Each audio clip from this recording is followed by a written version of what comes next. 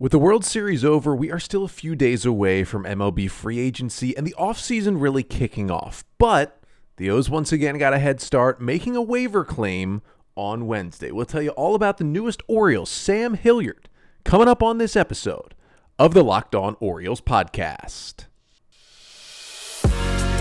You are Locked On Orioles, your daily Baltimore Orioles podcast. Part of the Locked On Podcast Network, your team every day.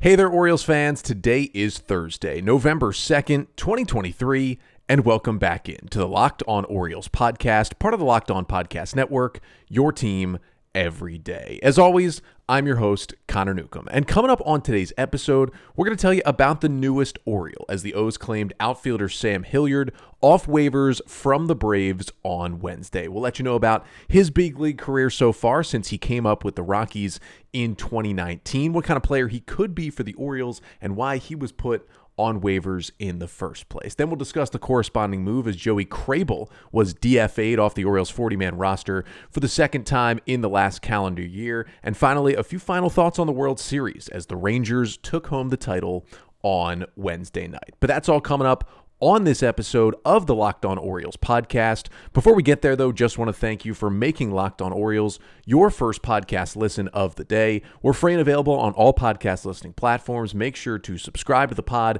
leave a 5-star rating and a review if you can. And of course, like, comment, and subscribe to the Locked On Orioles YouTube page as well. Episodes Monday through Friday, still throughout the month of November. We will be Monday through Friday, 5 days a week here on the podcast. We'll drop down to 3 days a week starting in December. It'll usually be a Monday, Wednesday, Friday pod. But then when we get to late February, Pitchers and Catchers Report, we are right back to 5 days a week. So still all your Orioles content right here on the podcast.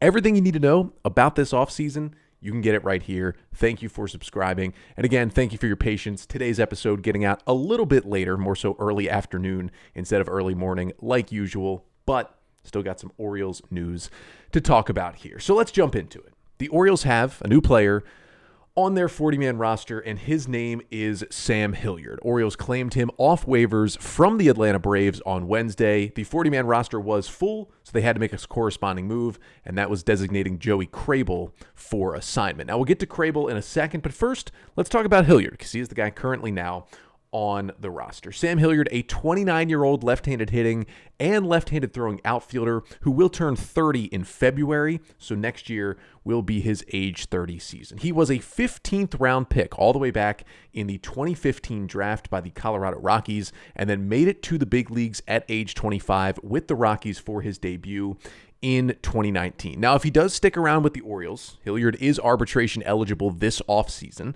so you kind of add him to the list of the Orioles arbitration eligible guys, which is already the second most in all of baseball. And if he stuck around long term, he would not be a free agent until after the 2026 season.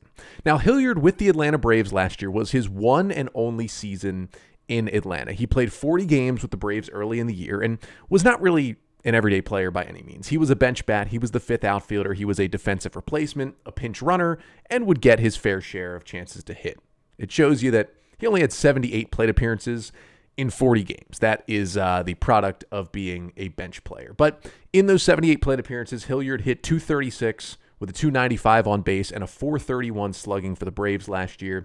Hit 3 homers, had an 8% walk rate, and kind of a staggering 42% strikeout rate. That, if you put it over the course of an entire season, would be the worst in baseball. But of course, only 78 plate appearances. It still was a 93 WRC+, so despite all the strikeouts, only 7% worse than league average. And he had 1 defensive run saved in the outfield as well. Now, Hilliard is a guy who, first of all, can play all 3 outfield positions. He has played left, center, and right in his career. He's been best in left field in his career, but the good thing to know is he can play center field. He's not a guy who just need to put in the corner outfields. He can play center field for you. Now, he is an elite left fielder, but he's still a solid center and right fielder in the outfield as well. He's got a really good arm. His arm grades out in the 90th percentile of Major League Baseball. That is like not quite Austin Hayes, but up there in terms of arm strength in the outfield.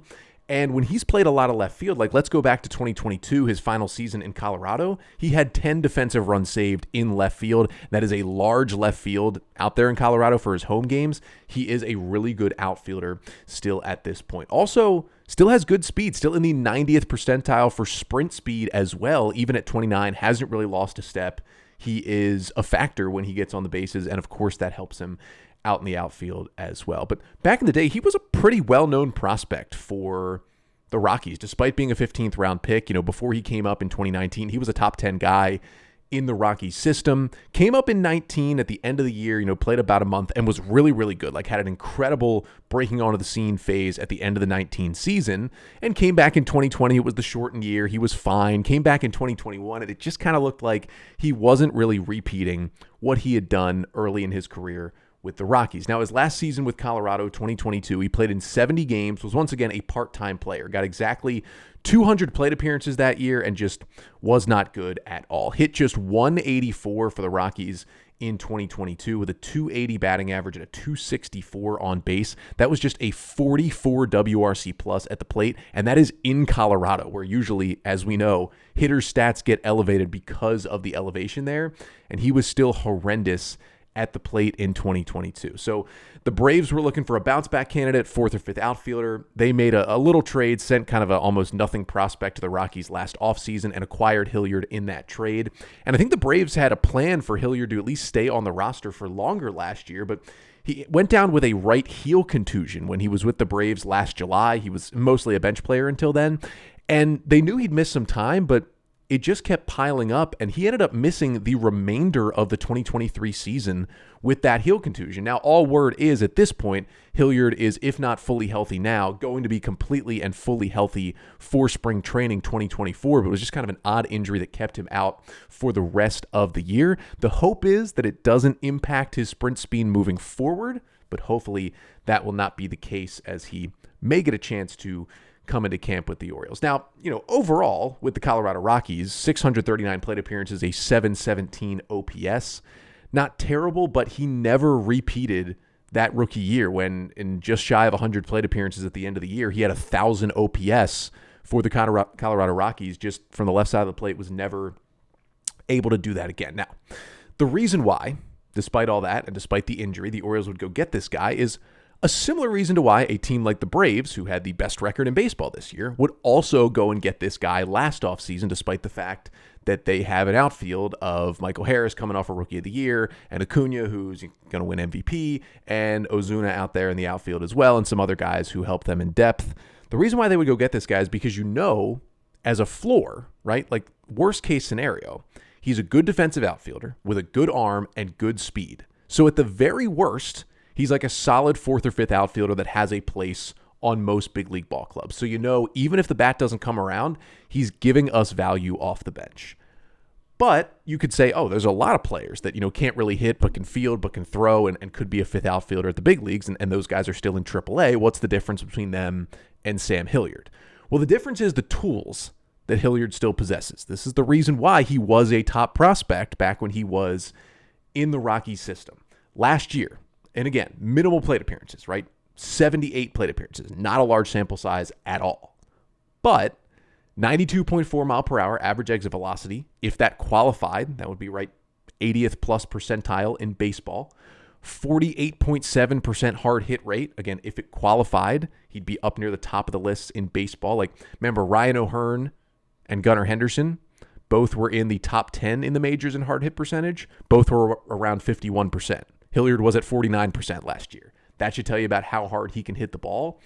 114.8 mile per hour max exit velocity last year. It was over 115 in 2022. Those are both in the top 5% of all of Major League Baseball. So the tools are still there for Sam Hilliard, right? He is still hitting the ball incredibly hard. He can still hit for power. And despite the fact that he had a 42% strikeout rate, that's pretty bad last year.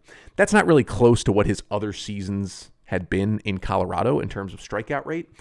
He actually doesn't chase a lot out of the strike zone.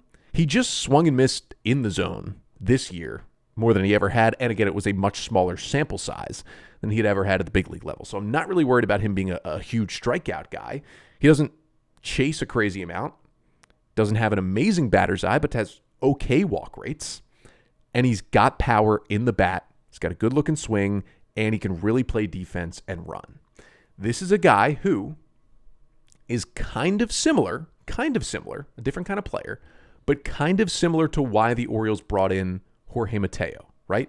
He's got these tools, like his defense and his speed, where we know at worst he can be a league average player because of those tools. But if we can figure out the offense, and it's in there for Mateo. Remember, Mateo used to be the number one prospect in the Yankees system when he was coming up because the tools were in there. And the question is, can we unlock them? That is the similar thing with Sam Hilliard here. Now, the question then becomes, well, how does he even fit with the Orioles? Because he's an outfielder, and they've got a lot of those, right?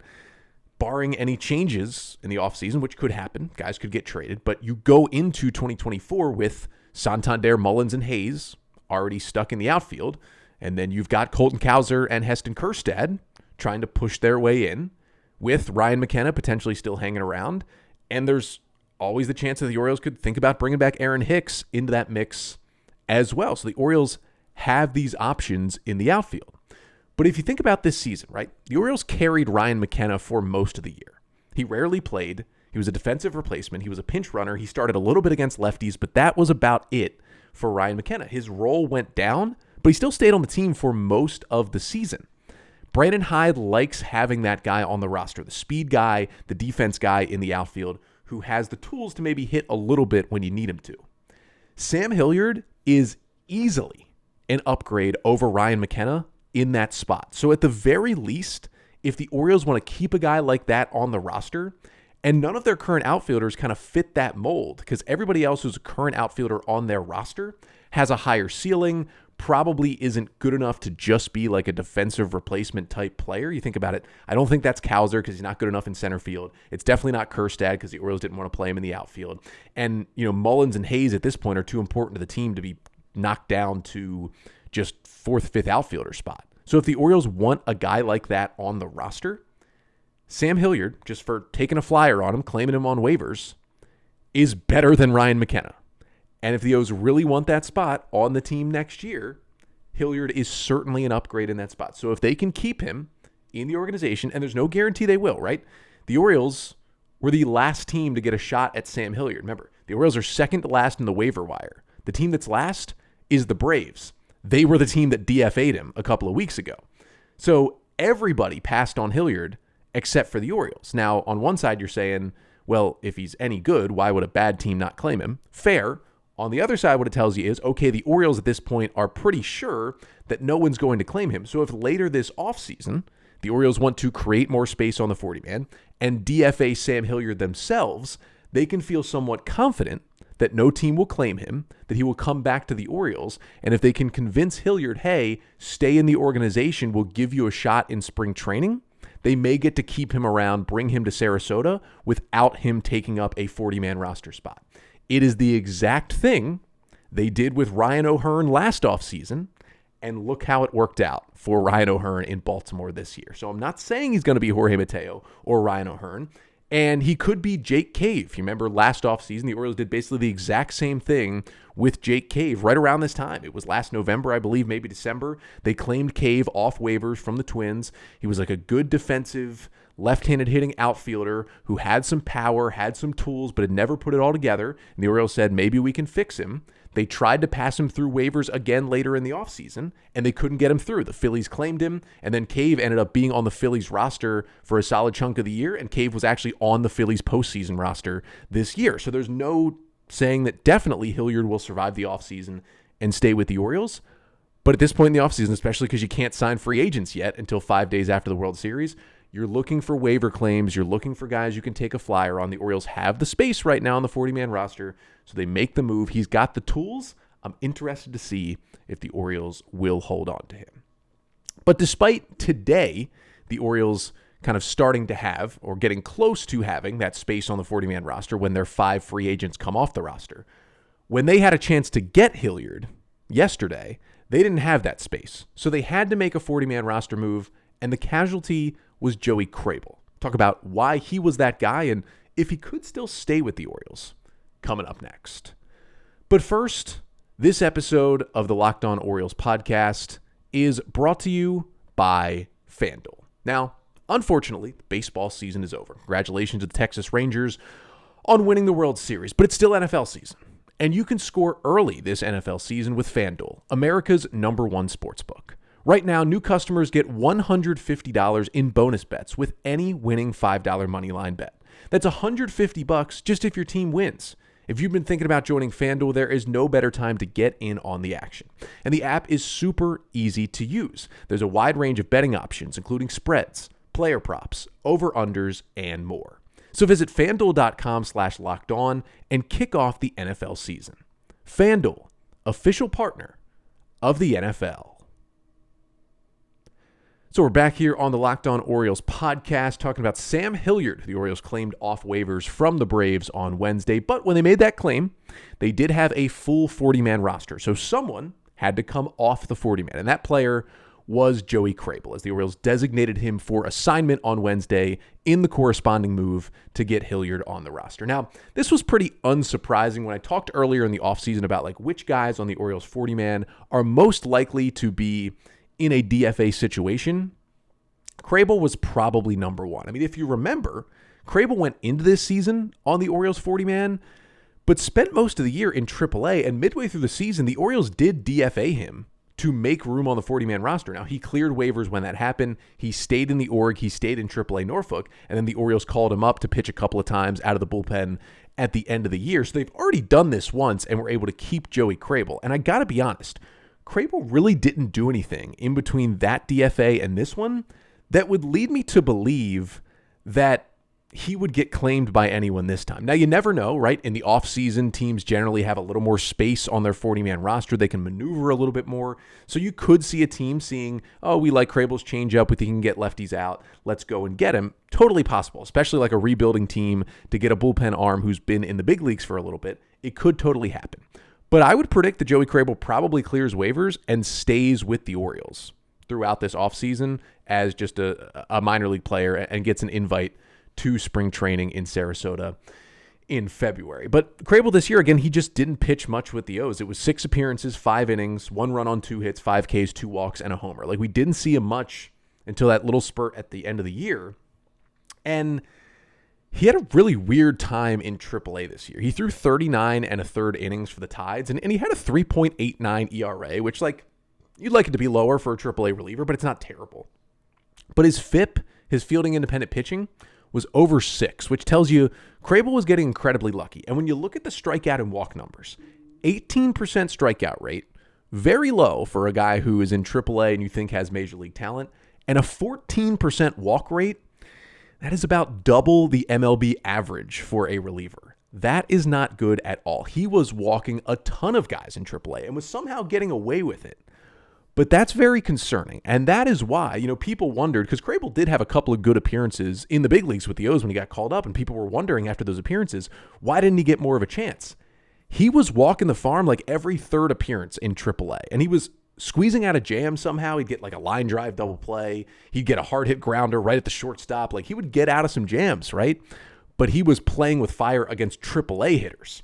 You like triple that concern when you have to face big league hitters. And luckily in his 6 appearances, again, gave up 1 run in 5 innings. He was generally fine for the O's bullpen, but there was a reason why he basically was not considered for a bullpen spot in the postseason. Like, some of the guys that were left off, Cole Irvin, Mike Baumann, Shintaro Fujinami, like, were way above Krehbiel in the decision order of those final couple of relievers on the postseason roster, and it's because he was kind of playing with fire all year. Now, we know we saw him for most of 2022, about 58 innings, right? A 3.90 ERA in the Orioles bullpen last season. He was like a solid middle reliever, kind of tailed off at the end of the year. He could stick around, as I said, just because I don't know if any other team will claim him. But even if he does stick around, there doesn't seem to be a great chance, unless he makes some changes this offseason, which he could. Doesn't seem to be a great chance that Krehbiel has a spot at all in the Orioles bullpen, really at any point in 2024, especially as more arms start to come up the system. The Orioles look to add that pen, look to get better as they'll miss Felix Bautista next year. I just think that we will most likely see Joey Krehbiel, whether it's in AAA or MLB, be pitching in another organization next season. And this kind of started that sequence of events right here, was the DFA. And there's going to be other guys designated for assignment. Now, when the Orioles' 5 free agents are going to come off the 40-man roster here in the next couple of days, Kyle Gibson, Shintaro Fujinami, Jack Flaherty, Adam Frazier, Aaron Hicks, these guys are all going to come off the 40-man, so that's going to open up 5 spots on the 40-man roster. But eventually, as you're, claiming more guys on waivers and maybe taking someone in the Rule 5 draft and hopefully making trades and signing free agents, like you're going to need to designate for assignment a couple of other guys throughout the offseason. I would say the next 3 guys on the list, maybe in no particular order right now, Taron Vavra, Keegan Aiken, Bruce Zimmerman, kind of feel like those next 3 guys who could be in danger if the Orioles do make more moves like this. But that was the roster move from Wednesday, but I wouldn't say the Orioles claiming Sam Hilliard and DFAing Joey Krehbiel was the biggest baseball news of Wednesday. The biggest baseball news is that a World Series winner was crowned on Wednesday night in Arizona. Congratulations to the Texas Rangers. I'll kind of give my final thoughts on the season and specifically that Rangers run and related to the Orioles a little bit to finish off the pod coming up next. So a big congratulations to the Texas Rangers, who ended up winning World Series Game 5 on Wednesday night by a score of 5-0, winning the World Series 4-1, 5-game win over the Arizona Diamondbacks to take home their first ever World Series title. We know how close the Rangers got, right? They were 1 strike away in Game 6 in St. Louis in 2011 in the World Series, and that ball from David Freese goes over Nelson Cruz's head. All of a sudden, Rangers lose Game 6, lose Game 7, don't win a World Series. Congratulations to the Rangers, though, for winning it. Congratulations to Bryce Paterick, who is the host of Locked On Rangers here on this network. He's a great host. Go listen to his show from today. He's fired up. And I think it's good for baseball, honestly, that this Rangers team won. And it makes me feel a little bit better, right, as an Orioles fan. I don't know how you feel. I definitely want to hear from you in the comments. Let me know right here in the YouTube comments here on the Locked On Orioles YouTube page. How do you feel about the Rangers winning the World Series? Are you on the side of, no, I'm mad at the Rangers. I'm always mad at the team that knocks out my team. I don't want them to win. Or are you on more of my side is, it makes me feel a little bit better about the Orioles being eliminated when they were and how they were, getting swept out of the ALDS, not winning a postseason game. Makes me feel better that the Rangers went on to win the World Series and were pretty dominant on their way there. Like, yes, it took them 7 games to beat the Astros, but that's the Astros. It takes a lot to beat the Astros. In every other series, they only lost 1 game. Swept the Rays, swept the Orioles, 7 against the Astros, win 4-1 over the Diamondbacks in the World Series. That was a pretty dominant postseason run by the Texas Rangers, and it makes me feel a little bit better that, hey, maybe the Orioles just ran into a buzzsaw. Maybe that team was just unbeatable, and that is why the O's couldn't advance further, and unfortunately, they got a bad draw in the ALDS this year. But one good thing about the Rangers winning, I think, and one good thing for baseball is this Rangers team spent its money. And it showed once again that if you invest in your team and invest in your players, give back to the fans, you will be rewarded with World Series championships. That is what this is all about, is winning the World Series. This Rangers team, they weren't number 1 in payroll, but they were a top 10 payroll team. They went out 2 years ago and signed Corey Seager and signed Marcus Semien and signed John Gray to those big contracts, and they were still pretty bad. They still lost 94 games last season. But then they got Jacob deGrom in here on a big contract, and they continued to add pitching, and they went and got Max Scherzer and Jordan Montgomery at the deadline, and they also got Aroldis Chapman, although it felt like he was kind of hurting their chances every time they pitched him for some reason throughout the playoffs. But they continued to add to this team, and we saw how good Corey Seager is, winning World Series MVP. Marcus Semien kind of struggled in the postseason, but came up big those last couple of games in Arizona to help them win. That team is well assembled. And it's not, they bought all their players. Well, yeah, you got to pay for talent. And guess what? They developed some good players too. And they found Adolis Garcia, right? And put him in their lineup, and he's been huge. And Leody Taveras was great in the outfield. And Evan Carter comes up at age 21, is great. And Josh Young comes back from the injury, and he's great at third base. And they made a good trade to get Nathaniel Lowe. And they found Jonah Heim after he was in the O's organization and with 2 other teams before he finally catches on, becomes an all-star catcher with the Rangers. They had a really, really shaky bullpen, but they were able to figure it out. And it shows you another top 10 payroll team, every World Series champion since 2016, starting with the Cubs when they finally won in 2016, every World Series champion since then has been in the top 10 in payroll that season. The Orioles were 29th this year. I know they won 101 games, and it was awesome, but they didn't win a playoff game. You've got to spend money. The correlation and the causation is there. You got to invest in your team, and teams do it different ways, right? Some teams, it's mostly on free agency. That's where the Rangers spending is. Some teams like, the Braves and the Astros, a lot of it's on internal extensions. That's great too. I'm totally fine with the Orioles bludgeoning the payroll up just because of extending their good players. And some of it's both. Like the Dodgers extend their good players sometimes, but they also let Corey Seager walk. But then again, on the flip side, they bring in Freddie Freeman, they bring in Mookie Betts and give them big contracts as well. There's different ways to do it, But the number one thing is spending the money works. Those are the teams that win. I get it that the Guardians, made the World Series in 2016, and the Rays made the World Series in 2020, and those teams are in the postseason. The Brewers are always in the postseason. It's about winning a ring. Those teams haven't won a ring. The teams that spend their money have won a ring.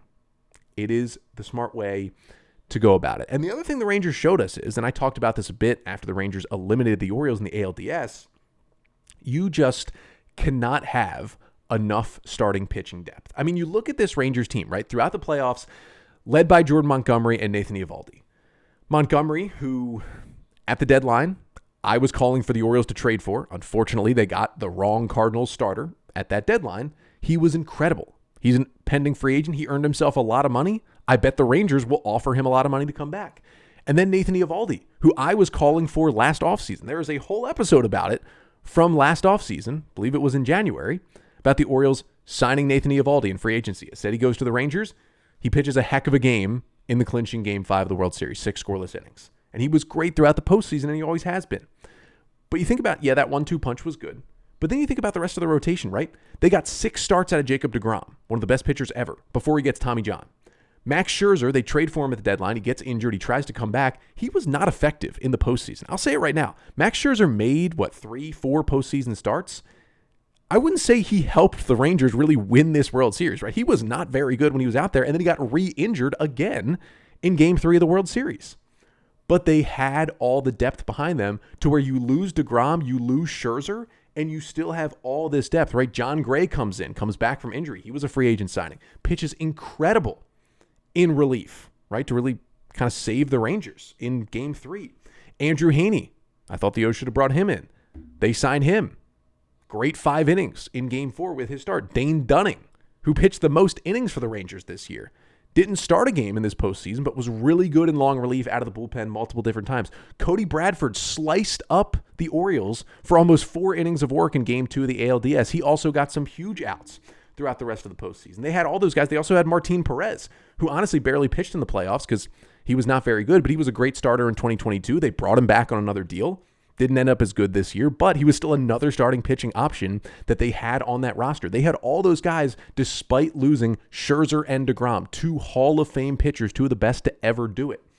You cannot have enough starting pitching depth because even if you end up with more than 5 starters that are good, that's fine. Some will go to the bullpen. You can do a 6-man rotation during the regular season. Guys will get injured. You need that depth. You look on the other side, the Arizona Diamondbacks, they had 3 starting pitchers. Zach Gallen, Merrill Kelly, both very good. Gallen was great in Game 5. Brandon Pfaadt was not very good in the regular season. Figured it out in the playoffs. Good for him. They did not have a starter after that. They had to go bullpen game in Game 4 of the World Series, and they gave up 11 runs. They gave up 10 runs in the first 3 innings. They just didn't have starting pitching. They had no depth. The Rangers had all the depth, and they kind of mopped the floor with the D-backs. And that tells you, the Orioles, it'd be nice to get a number 1, but let's get a couple of guys who can be impact starters this offseason because you can't have enough starting pitching depth. Congratulations to the Texas Rangers, to everyone except for a couple of people in their front office and Aroldis Chapman. But other than that, congratulations to the Rangers. I mentioned, they had a shaky bullpen. Helps out when you have that many good starters who can go into relief. It makes a shaky bullpen during the regular season pretty good during the postseason, and we saw that on the World Series run. But that'll do it for today's episode. We've got one more pod here coming up this week. That will be a Friday episode. Going to take a look back, right? Because in a couple of days here, free agency, trades, basically the offseason will officially start in Major League Baseball, which means the O's can start adding to this team for 2024.